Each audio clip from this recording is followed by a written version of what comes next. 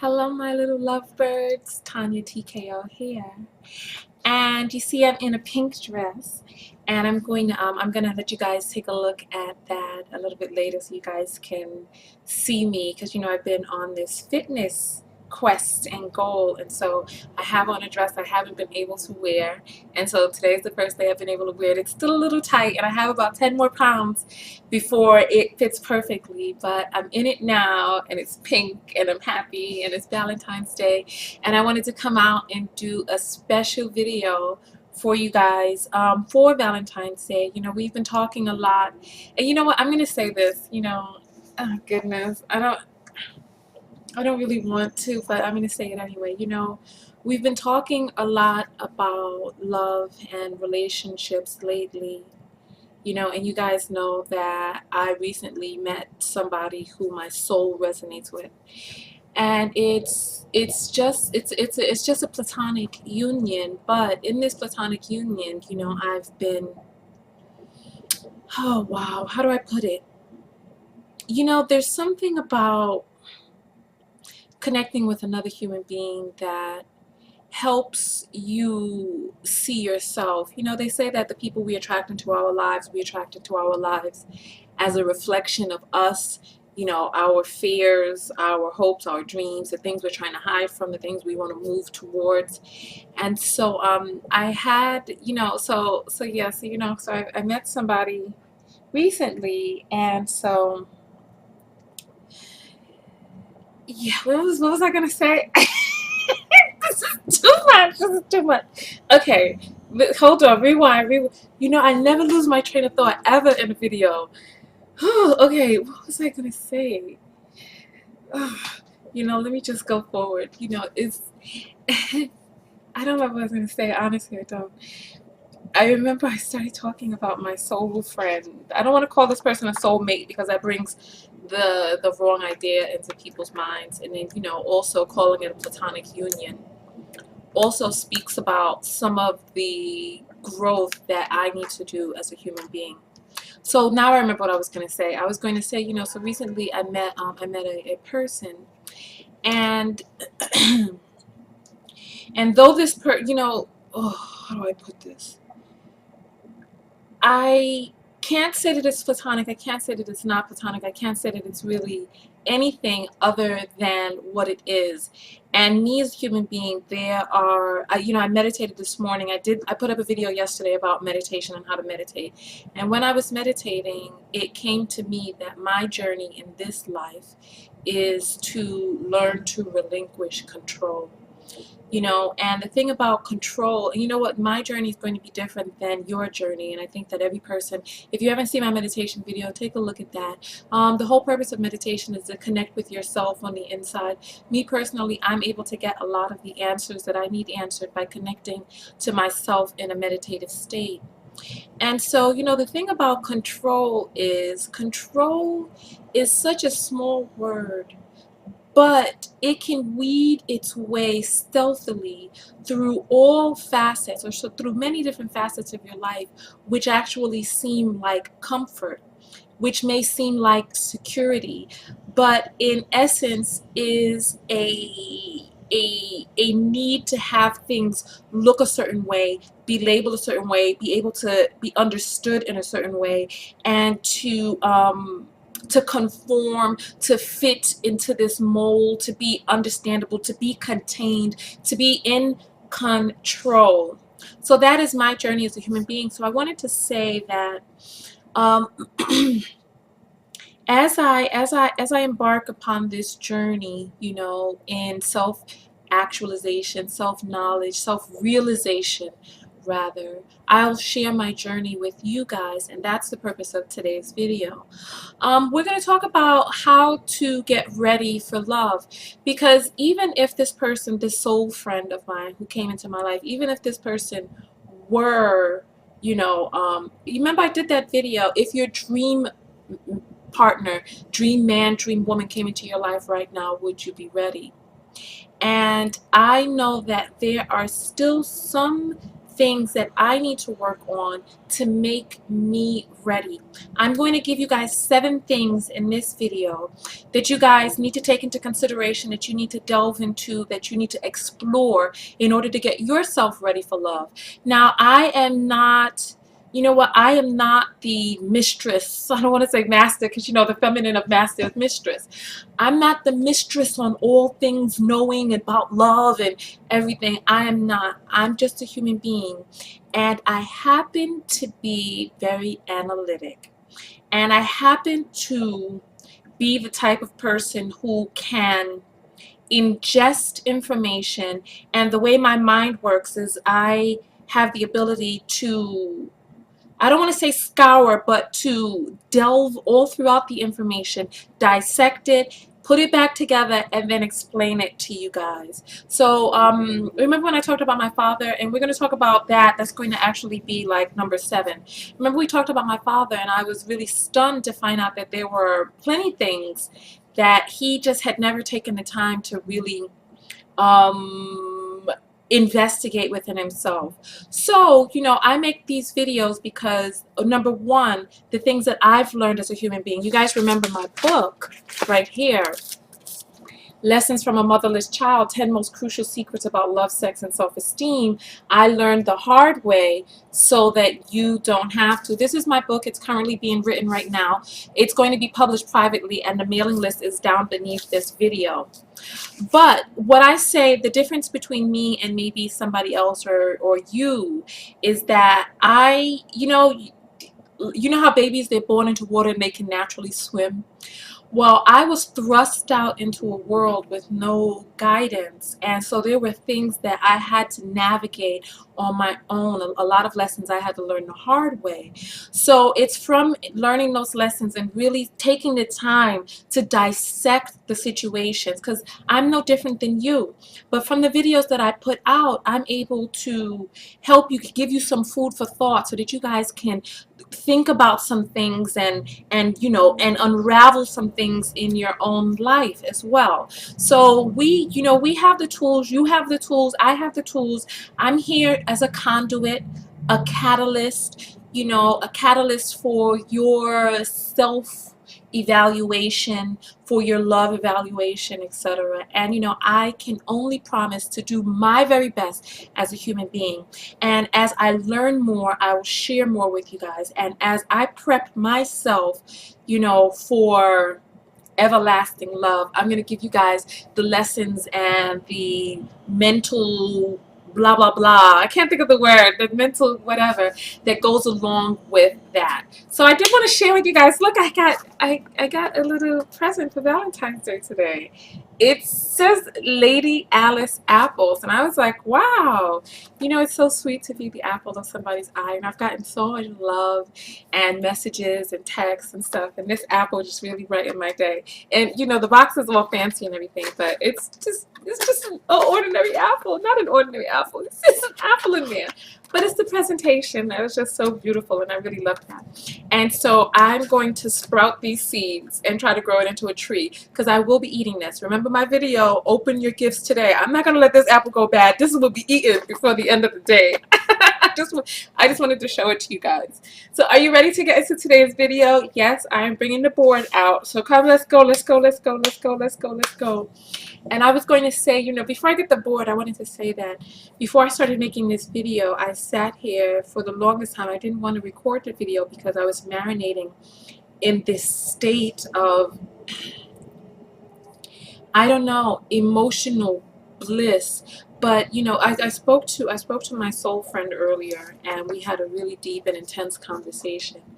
And after the conversation, I had this ache in my heart, but not an ache of pain, but an ache of stretching, like my heart muscle, to stretch to that capacity of love. Well, it created an ache in me because I didn't realize that there could be that much love. You know, it's like, you know, for a person who, like, you know, like when my niece came tumbling out into the world for the very first time, and I saw her. You know, people who are parents, you know, you understand that wide open energy of love, like how you love a person more than you could even love yourself. Anybody who's ever had children understands this. You know, well, I guess it depends on your relationship with the child. You know, but it was like to come into contact with an adult whom I just recently met and to have my heart stretch to the capacity of just like boundlessness just left me with this ache as I grow into this new person, and also an ache for the mourning of who it was that I used to be. When I was a teenager, and I've heard, you know, there are just some things that are just natural to people. When I was a teenager, I used to think very deeply.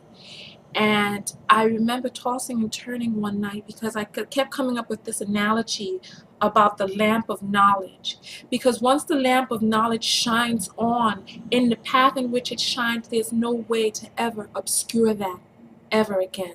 So when that lamp of knowledge comes on, there's no way to ever be in the dark again. So when I say that I'm mourning for the person that I used to be, now that my heart has been able to stretch to this capacity, and my mind can wrap around the the existence of a soul connection and the existence of just boundless, endless, abundant love with no limitations and no constraint, no control, nothing. I am not and cannot be the person that I was before I was touched by the lamp of this love. So here we go. Look, oh, that's a little personal, isn't it? Goodness. Oh, my dress. This is what, that's what I'm working with now. So I am almost in Wonderland, which means I'm right about 200 pounds right now.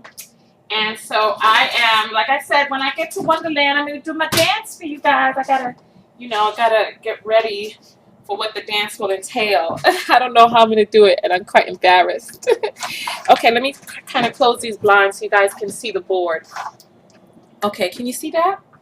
It feels so good to be able to move a board without it falling down all over the place. Okay, so let's get started into the talks about the 1 through 7. I want you guys to be able to see that. The most important thing right now is the board, so take a look at that. All right. Number 1. Okay, so this video is about the 7 steps to get ready for love. All right, number 1. Sorry. I feel like I can't see myself. Okay. Yes. No. All right. Number 1. Loving yourself. You know, sometimes we wonder what this means, and I did several videos about how to love yourself over and over and over again. Take a look at some of those videos. But when we start talking about self-love, right, we have to talk about the relationship that we have with ourselves, and we also have to talk about the relationship that we have with other people, because other people are a reflection of us.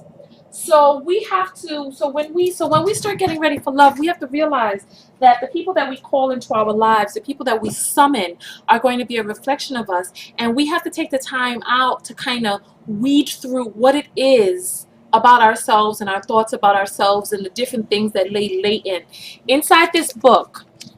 In the book that I'm writing, the 10 Most Crucial Secrets About Love, Sex, and Self-Esteem, the first volume is going to be on self-esteem, and I'm going to help you guys work through some of the issues that you have that are attacking your self-esteem. There's going to be a manual in there, and you'll be able to go step by step to help weed out some of those ideas that were planted in you like molds living in the deep dark corners that you don't know are there. So loving yourself, the people. Number 2, communication. Now, you need to, and you know what, you don't have to be in a romantic relationship to do this, but you need to take the time out to figure out how it is that you're communicating. Your A wants, and B, needs. So you have to, do you know how to ask for it, for what it is that you want? Do you know how to communicate what it is that you need? And you don't have to be in a romantic relationship to come to this realization. All you have to do is look at the relationship that you have with your friends, with your family members. Are you a martyr? That's no good for you. Are you a martyr where you just let your friends do whatever? You can't say no to them. You don't know how to set boundaries, etc. Take a look at that. And you have to go up to number one, realize why it is inside of you that you are participating in activity that's not to your benefit, that's not making you feel well, that's not serving you.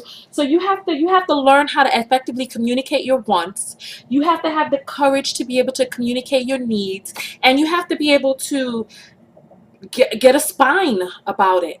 Get a spine about it. And if you're not getting what you want and you need, you're going to have enough self-love to be able to walk away from that situation. But how are your communication skills? In a romantic relationship, it's going to be really important for you to be able to let your partner get to know you and get to know your partner by at least being able to express your wants and needs clearly and effectively so that they understand who you are and what it is that you need, and you go on from there. Number three, tension and conflict.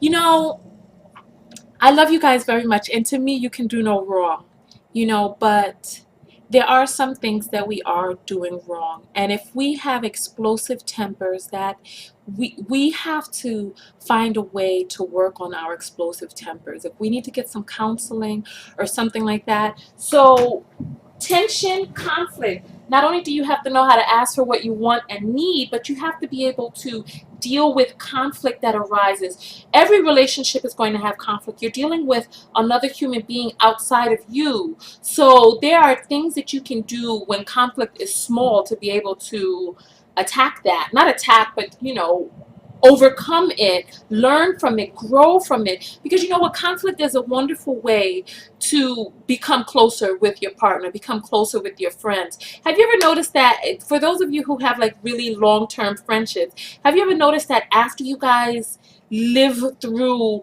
whatever conflict there was, the bond is tighter and more cohesive than it was before? So number three is really important, conflict.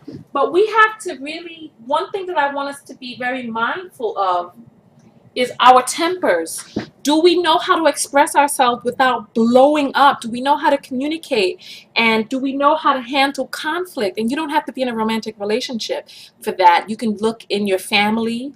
Look, because you know what? As a matter of fact, your family are the first people who teach you how to deal with conflict and how to resolve conflict. And if there are some areas there that need improvement, before you get into a romantic relationship, take some time out to deal with your temper, to get that temper under control. What I don't want you to do is I don't want you to get into a relationship with somebody whom you love, and in your sweetheart, you start cursing out your sweetheart, saying all these horrible, very unloving things to them because you have this temper issue.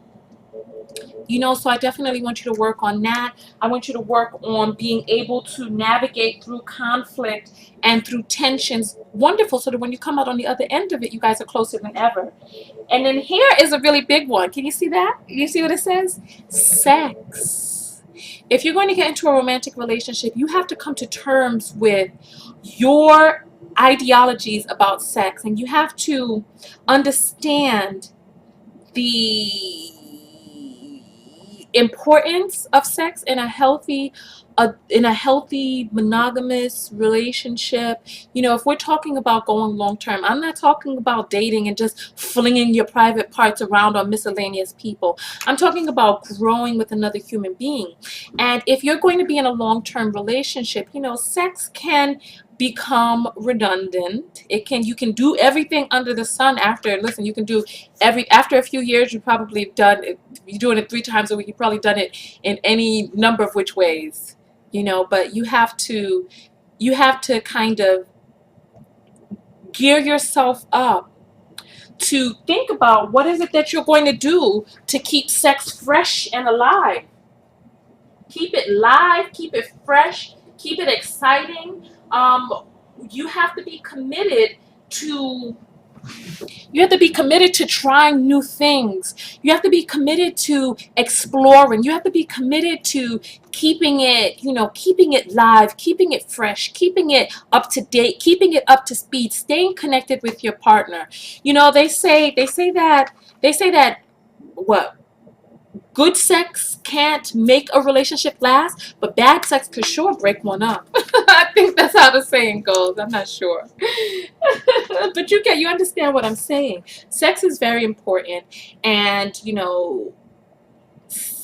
sex can keep people who were not meant to be together longer, and bad sex can break up some people who were meant to be together who just don't. I want some of you to honestly, you know what I really want to say right now? I really want to say that I want some of you guys to give up your hang-ups.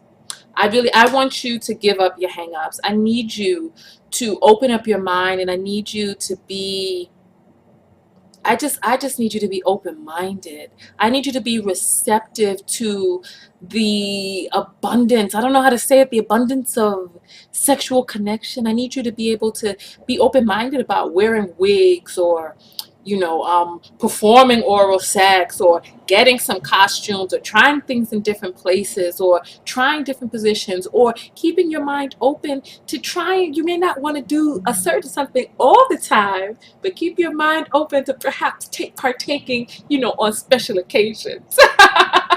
I don't know how else to put it, but I need you to free your mind. I've dated some people, and I've met some people with some really big hang-ups, and I have some friends, some female friends with some really big hang-ups, and talking about what it is that they won't do and all this other stuff. Especially if you want to get married, or if you're going to marry a person, not if you want to get married, start freaking them out. No, I'm saying if you're married to a person, you have to keep your mind open about, especially, listen, if you're married to a person, dating is a different story. Once you're married in a cohesive union with another person, that is your partner. And you have to be on the team. And you have to be aware and present of what it is that you're going to do to help keep that team together, to help keep sex fresh and alive for your teammate and for you. And it goes back to all of the other things, communicating what it is that you need, your partner being able to communicate with you. And then we get over to number 5, which is the team, which we just finished talking about. Now, I need you to be of the mindset that you are going to put the team first, that you are going to be a part of a union in which the needs of the union come before your individual needs, in which you make a vow or have it in your mind that when you get into a partnership with this person, that you are going to do your part to put this other person first. But remember, it cannot be just you. Not you alone. Oh, I'm putting this person first. I'm down at this person's feet. This person is stepping all over. No, no, no, no, no, no, no. So when it comes to the team, I need you to pick a good teammate. I need you to pick a good teammate, so that not only are you the person who's like, I'm going to put you first, but if both people in the relationship, if you put that person first and that person puts you first, and you guys are a part of the cohesive team, and the needs and the union of the team are taken care of and honored. Listen, and I can't stress this enough, because I get contacted by too many women who are putting their partner first at their own chagrin, at their own demise. And they've chosen people who have not put them first. And I don't want you to mistake what I'm saying right here. I need you, when you're going through the weeding out process, I need you to pick a really good person. Pick a gentle person. Pick a kind person. Pick a person with a heart wide open for you. Pick a person who wants to grow with you. And then look how we get to number 6. Okay, I'm going to list off a few different things for you right now in number 6. Okay, can you see my board better now? Okay. Can you see that? That says values. Values, goals. You need to, okay, let's first talk about values and goals. You have to first get to know yourself, to know what your values and your goals are in life, so that when it's time for you to pick a partner, that you pick a partner who's going in the same direction that you're going ultimately, so that you guys can share a bond outside of, a romantic union or whatnot, so that you guys can work together on philanthropy, jog together on the weekends, so that you guys can save money when it's time to save. Not that you're the spendthrift and the other person is, the complete opposite, so that you guys are in complete conflict all the time over money. I need you to pick somebody who has good values, good goals, but you have to first come into contact and alignment or realization of your own. Remember, I realized from meeting this soul friend of mine that it's really important for my mate to be spiritual, and I did not realized that before. And I could have saved myself a lot of time and energy if I would have, kind of, when I was navigating through the dating world, deciding who it was I was going to date, spirituality is, there's a certain alignment with having like thought processes. I'm not myself today because my mind is like scrambled eggs. You have no idea what my mind is scrambled eggs today. But values, goals, when you have a person who is aligned with your beliefs, it create the area to which you guys can ascend is so much more fulfilling, so much more gratifying, so much more large than just you as an individual in conflict with this person. Let me just say, opposites may attract, but it takes likeness to keep it together. Opposites may come together, but after a while, in human beings, they will begin to repel one another. If everything about you guys, listen, there's a difference between a compliment and a compliment is somebody who has a divot where you have a surplus, so that when you guys come together, you guys can get a complete union. Opposites are when you have two complete opposites and all you do is butt up against one another. Eating healthily is important to you, but your mate is opposite and is bringing pork and fats and all this type of stuff. Then when you go to have children, your children are eating porks and fats and all this other craziness. So you have to find somebody who resonates with you. Let's go on, because I wanted to talk about in growth as well. I wanted to talk about religion, and I wanted to talk about children. I need you to take some time out to figure out for you as a human being how important these things are to you. How important is your religion and your faith? Think about that. If it's not, can you date a person of a different religion, of a different faith, or is your faith so interwoven into who you are as a being that you cannot imagine being with a person who does not have those same sets of criteria or whatever? And in children, do you want to have children? Are you on the fence about it? Is it up to your partner? Does it not really matter? This is definitely something that you need to consider. And then when you start talking about these other things, if the person is opposite to you, when you do have children, what ideologies, which values, which goals or whatnot. So you have to think about growth. You have to think about from here, not just, what it is right now. Oh, it's so wonderful. We dance so well together. You have to think about growth for the future. Is this sustainable the way it is right now? Will I be able to continue 10 years down the line with a person who is a heart attack waiting to happen? Can I? Can I as a human being? So you have to think about those things. And then realism is my last one on the list. And I have for a fairy tale.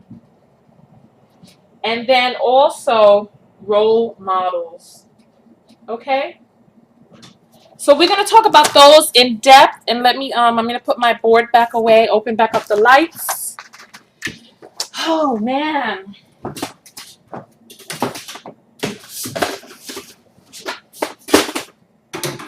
I hope you guys are not looking at anything you're not supposed to be looking at back there.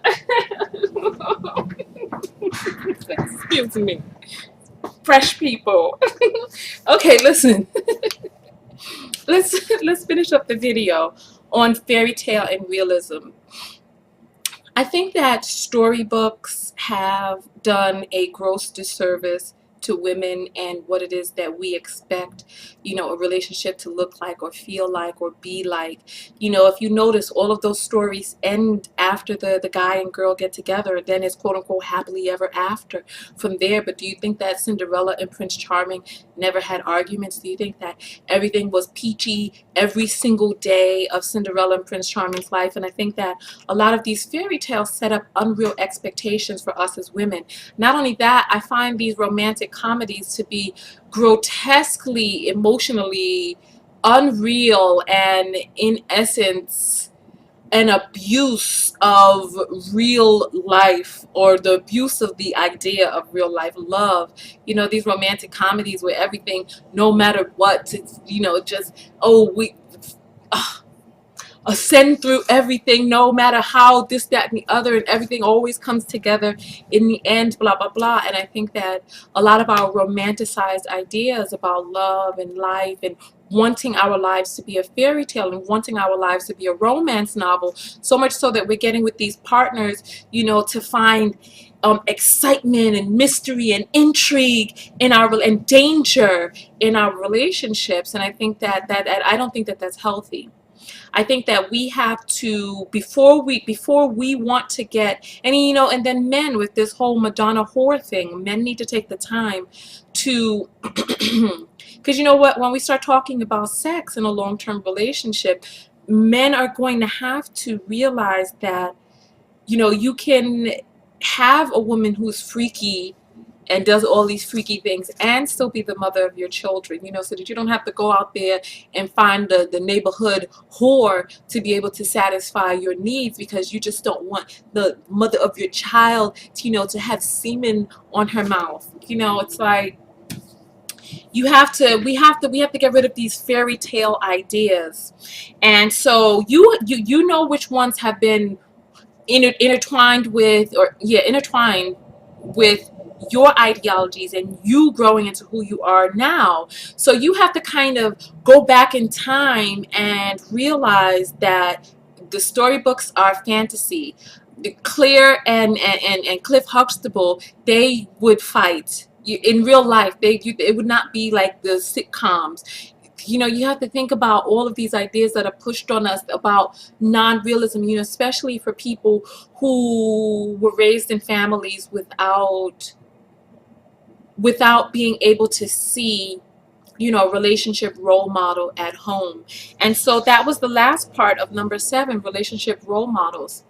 We need to, excuse me, we need to get real life role models. If your parents were not together and you could not use them as a role model, not only that, we need to take the time out to realize where it is that we learned what it is that we learned about love. You know, where did we learn how to love? Where did we learn how to be in a relationship? Where did we first learn what a relationship looked like? And if all you know about relationships are what you see in the storybooks and what you see on TV, you know, you're going to have conflict when it comes time to being in long-term love. So I need you to seek out real life relationship role models. You know, perhaps somebody who's older than you, somebody that you can, you know, call upon, you know, someone who you can see, okay, this is what a healthy relationship looks like. You know, I think that's pretty much. If you can think of any that I missed off on my list of 1 to 7, please add it below. I think it's important that, you know, once you do get married and once you settle down, that you have other married friends, that you keep a community of, you know, married people and committed people around you. Listen, it happened to me when my friends started getting married. You know, a great portion of them separated themselves from me, and I don't blame them, you know, because the things that are on my mind and my agenda are a lot different than what's on her agenda now. Right now she's building a family and, you know, taking care of children, or is pregnant or whatever. Pregnant people coming to the bar is not a good look. You know what, I'll never forget when a friend of mine, I was having a party and she was pregnant at the time, and I was like, well, why can't you come out? And you know what, she had to make sure that she knew where my party was going to be, because she told me, pregnant woman at a bar, just just doesn't look right. And I had to think about that, and I was like, it never dawned on me before. And when she came out with her big old belly, she was so cute and pretty. But you're right, she wouldn't have belonged at a bar. So find relationship role models. Your friends' relationships are not going to be perfect, but you can draw, like, especially if the relationship is not perfect, you can draw inference from another person's relationship about things that you'd like to have in yours, things that you'd like to not make sure that you do not have in yours, and so. And what the thing is, I would say go find an older relationship role model, but then some of these older people, you see so many horrible things. The man is cheating and doing all this craziness, and the mother is there enduring all this. So find good role models, please, I beg you. Find people who have healthy relationships, of which you can, form a friendship or whatnot. And maybe read some books from some people who are married about how to keep marriage fresh and lasting alive or whatnot. But then we have to take everything with a grain of salt, because you never really know what's going on behind closed doors. Like, some of these people who write these books end up divorced. Did Dr. Phil McGraw get divorced? I don't even know. But I'm like, the woman who wrote the rules ended up divorced. I guess she gave away her secrets too much. Listen. Oh, man. You know what?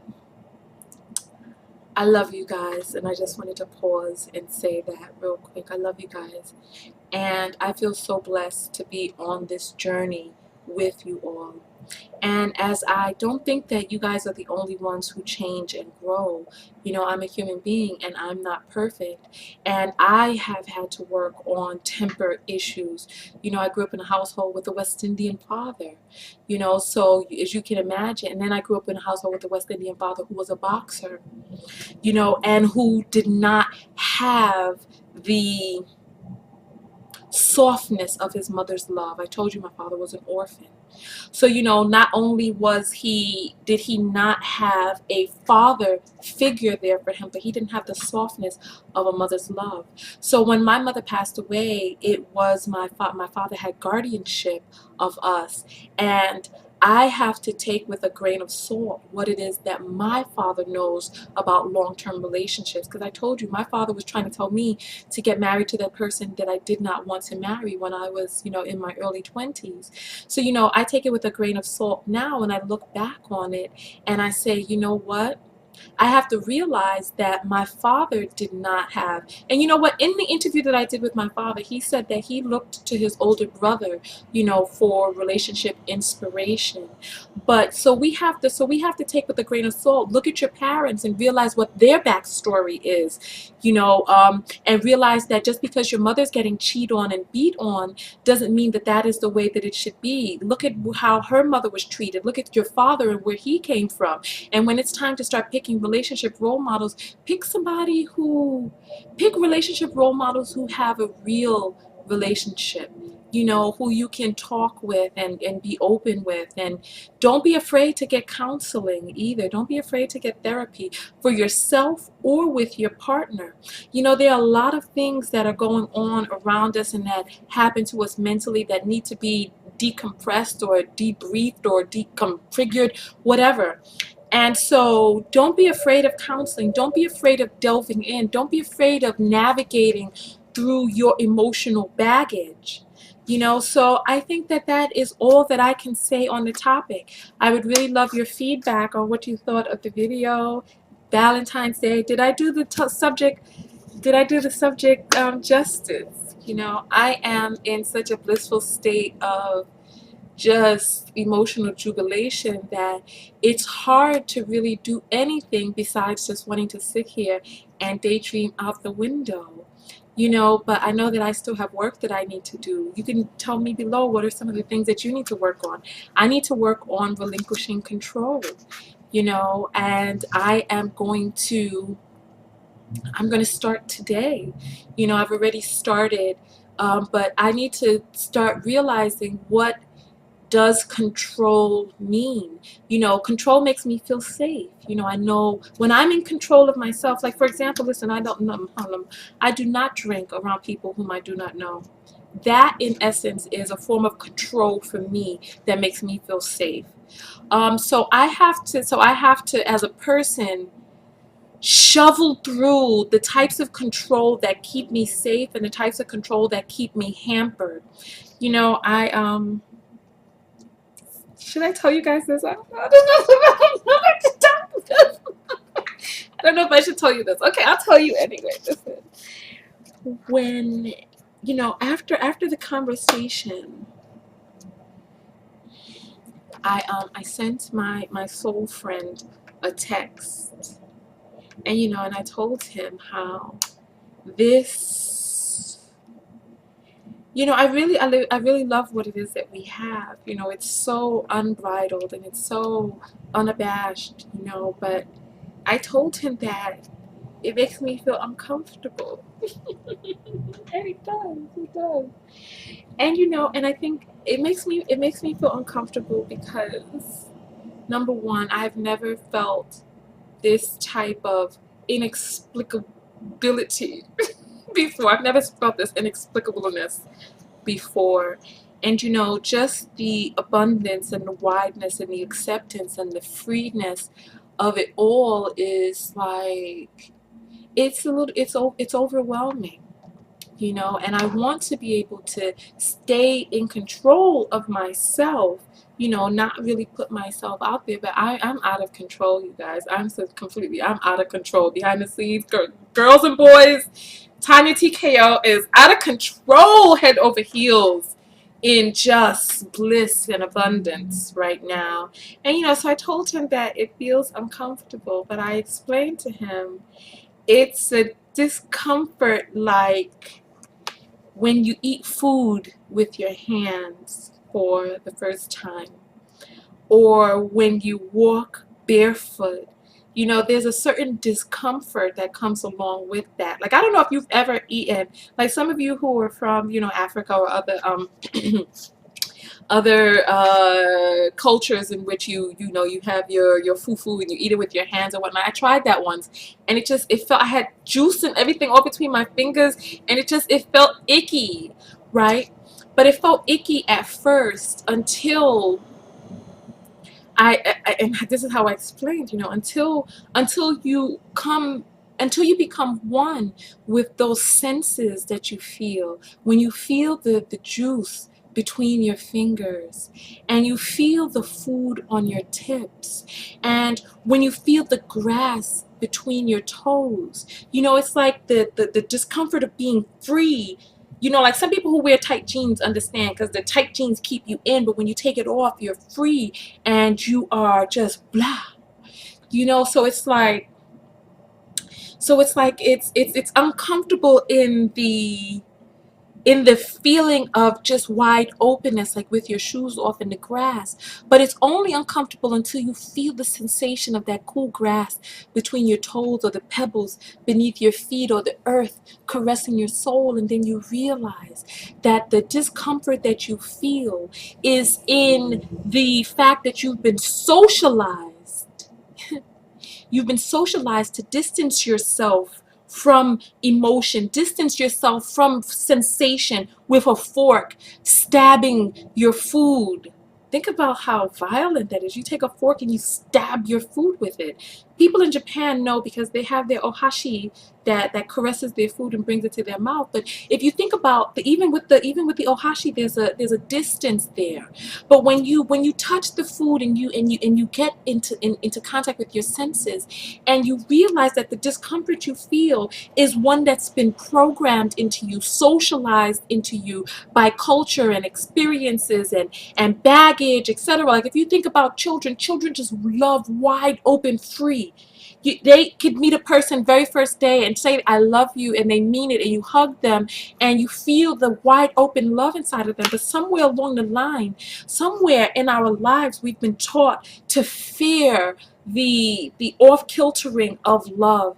The you know, like when you're on that ride in the amusement park and you're in this, it's like centrifugal, and you stand up against the wall, and the thing begins to spin, and then the floor drops from beneath you, and that instant sense of panic that you get because the floor has dropped, but then you realize, oh, I am held here by the wall. And I think that in life, a lot of us get away from that natural essence of knowing that no matter what, we are going to be held in the love of the Most High, that we're going to be cradled in the way that things were meant to be, and that never, at any single point in our lives ever, no matter how bad the heartbreak or the heartache or the heart feeling or anything, that we've ever been left alone.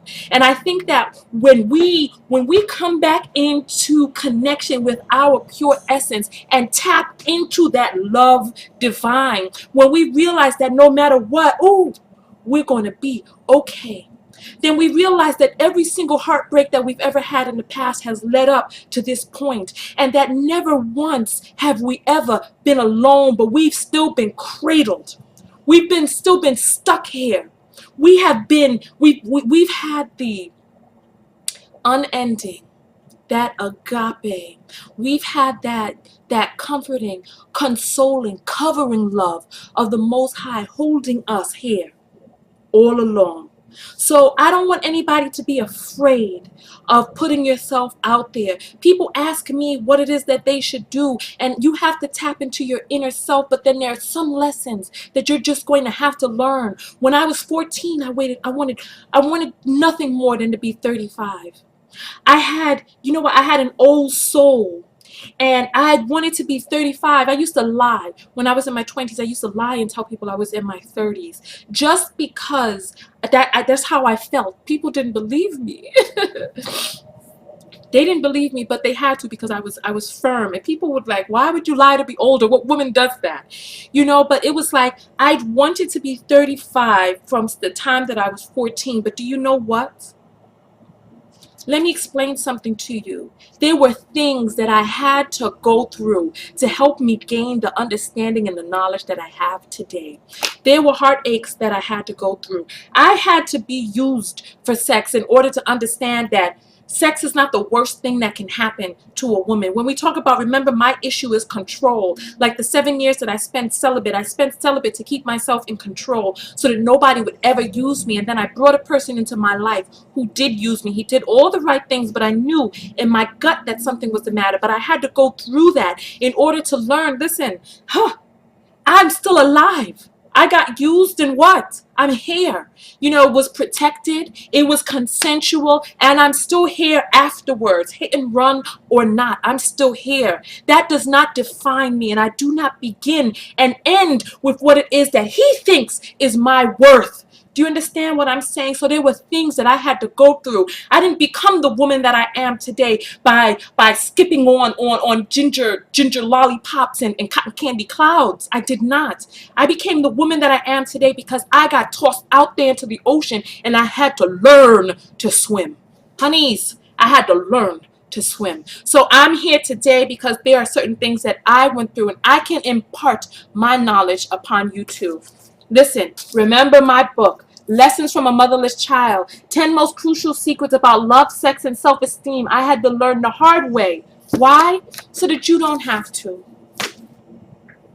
But then even with my lessons, there's going to be, listen, I want to stop you guys from catching diseases, becoming baby mamas, from being abused. I want to stop you guys from doing that. But there's still going to be a certain amount of lessons that each human being has to take on. Each human being has to tackle in order to become the person that you were meant to be. Somebody said that they wanted to be just like me, but this is who I had grown to be, and I'm still growing forward from here. Who it is that I'm meant to be is going to be different from who it is that you're meant to be, and the life lessons that got me here are going to be different than the life lessons that are going to get you where you need to be.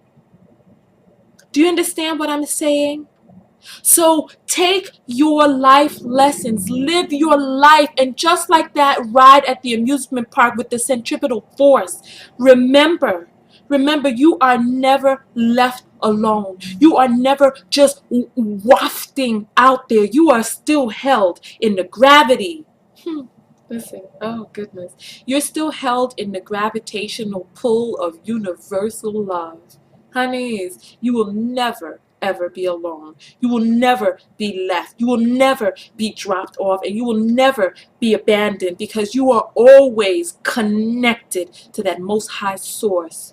The source of all love. You are always connected. And as long as you come into a situation with an open heart, and as long as you open yourself and free yourself to say you want to be the best that you can be and get to truth, ultimate truth, as long as you say that you want to get to ultimate truth, each relationship is going to make you better and better and better. Just like I said, I do not feel that this situation is a romantic one with me and my soul partner.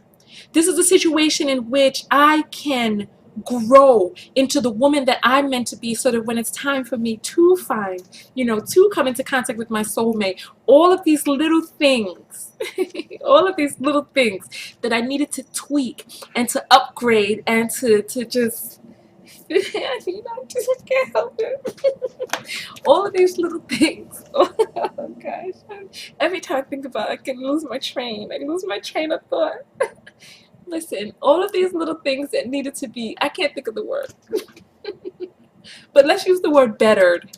Okay, I don't like the word better because I am amazing as I am, but there are some things that do need to be, I can't think of the word, but just like enhanced, I don't know, maybe let's say enhanced, so that I can have the comfort and the wide open lovingness in this friendship with my soul partner, to be able to get ready, for my soul mate, so that a lot of these little tiny different little insecurities, my insecurity is being without control, so that once I get over that insecurity, oh my goodness, once I'm able to really relinquish, listen, okay, listen, I'm gonna get off this video because I'm losing it. Let's hug. 51 minutes? Oh my goodness, not another one. We gotta get out of here right now. Hug. Hug me. Hug. Oh. Happy Valentine's Day. And if I could wish you anything, I would wish you love unbridled, love unabashed, love uncensored, uncontrolled and uncontained love. And I know that it'll be scary at first, but listen, give in. Let the floor fall out from beneath you. Give in to the feeling. Just, you know what, as long as you make sure that you pick your partner right, you'll be all right. As long as they're not a bad person like drugs and beating and all that other stuff, you're going to be all right. Just trust in that. Trust that you are never far from being tapped into his highest grace or her highest grace. Okay, I don't like using gender when referring to God, because God has no gender. This is why I'm saying I need a spiritual person rather than a religious one. God, we'll talk about it in another video. But listen, I love you guys more than words can ever say. Do you want to hug again? Yes, Valentine's Day. Why not? Hug me.